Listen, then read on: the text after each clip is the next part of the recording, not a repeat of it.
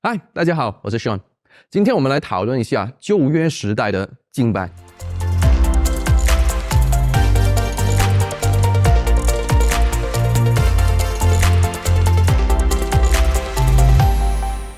敬拜这个概念就在亚伯还有该隐的时代已经存在了，当然他们的模式是有一点不同。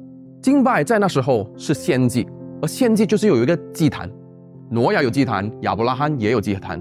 当然，这个献祭这个概念呢，要到摩西的时代才能够比较完整、比较有系统化。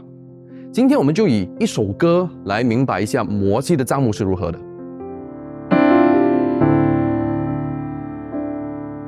带我穿越过外原，越过那绳索，经过铜祭坛，我要亲眼看见你。在这第一个 verse 我们看得见，在旧约时代的人，他们要见神，其实要经过种种的隔绝，才可以进到去见神。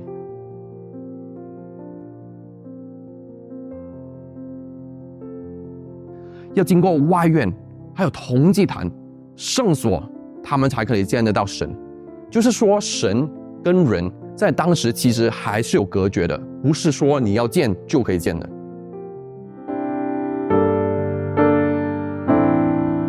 带我穿越过人群，成双的祭司，我渴慕你圣洁供应，我要不停地寻觅。在这第二个 verse 呢，我们看得见有人群又有祭司，那人群跟祭司又是说的是什么呢？在这里说的是，不是每一种人都能够去见到神的。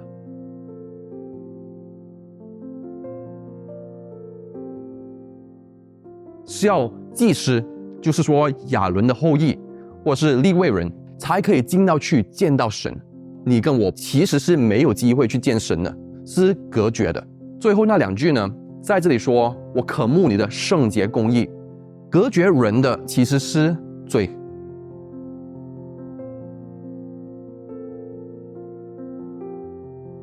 因为我们人是没有圣洁还有公义的，神是圣洁的，所以当不圣洁的人进到去见神的话，可能会出现死亡的。在旧约里面有很多地方记载着，有一些人没有遵守神的规矩，硬是献祭，结果就出人命了。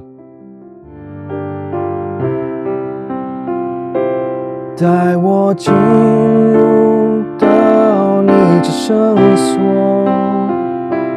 以羔羊的宝血洗净我，带我进入到你这圣所，用火炭蘸我口洁净我。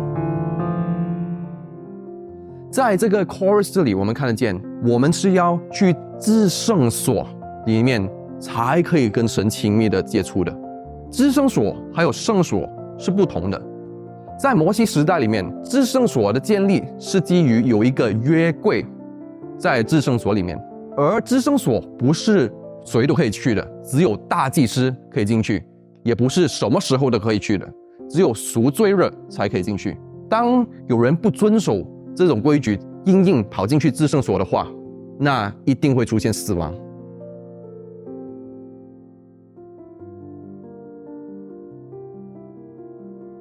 在整首歌里面，这里摩西的账目告诉我们说，我们现在能够自由的敬拜，其实是非常的蒙福的。在我们主耶稣基督被钉死在十字架上的之前，我们人是不能够接触到神的，而就算是大祭司也好，接触到神就那么1年1次，就算是1年1次，也可能出现死亡。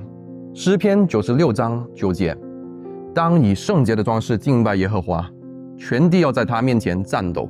能够自由的去了敬拜神，那是神给我们的祝福，是主耶稣基督钉死在十字架上之后我们得到的这个祝福。所以我们来一起敬拜神吧。